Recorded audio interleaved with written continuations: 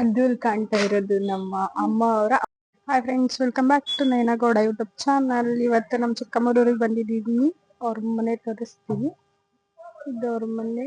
ಇದು ನನ್ನ ತಮ್ಮನ ಸೈಕಲ್, ನಮ್ಮ ಪಪ್ಪದ ಬೈಕ್, ಇದು ನನ್ನ ಚಿಕ್ಕಪ್ಪನ ಟ್ರ್ಯಾಕ್ಟರ್. ಸೊ ಇದು ನನ್ನ ಚಿಕ್ಕಪ್ಪನ ಬೈಕ್. ಅಂಡ್ ಇದರ ಮನೆ ಶ್ರೀ ಸಿದ್ದೇಶ್ವರ ನಿಲಯ ಅಂತ ಹೇಳ್ಬಿಟ್ಟು ಅದ್ರಲ್ಲಿ ಕಾಣ್ತಾ ಇರೋದು ನಮ್ಮ ಅಮ್ಮ ಅವರ ಅಮ್ಮ. ಇದು ನಮ್ ಚಿಕ್ಕಮ್ಮ ಇದಾರಲ್ಲ, ಅವ್ರ ಅತ್ತೆ ಮಾವ.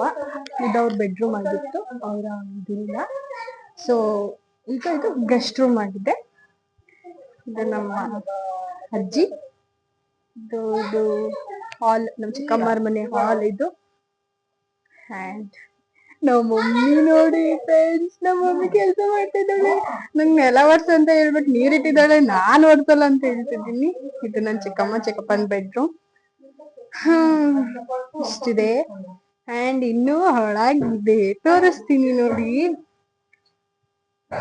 ಇದು ದೇವ್ರ ಮನೆ.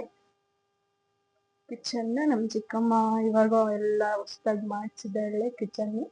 ಮುಂಚೆ ಹಳೆ ಮನೆ ಕಿಚನ್ ಹೆಂಗಿತ್ತು, ಒಲೆಗೂಡು, ಇಲ್ಲಿ ಒಲೆಗೂಡು ಇತ್ತು ಫ್ರೆಂಡ್ಸ್. ಅದನ್ನೆಲ್ಲ ತೆಗ್ಸ್ಬಿಟ್ಟು ಇವಾಗ ಈ ತರ ಎಲ್ಲ ಮಾಡ್ಸಿದಾಳೆ. ಸೊ ನೈಸ್ ಅಲ್ಲ. ಓಕೆ, ಇವಾಗ ನಮ್ಮ ಚಿಕ್ಕಮ್ಮ, ಇದು ನಮ್ಮ ಅಜ್ಜಿ ಹೇಳಿದ್ನೆಲ್ಲ ಹಾಕಿದ್ದೀನಿ. ನಮ್ಮ ಚಿಕ್ಕಮ್ಮರ ಮನೆ ವಾಶ್ರೂಮ್.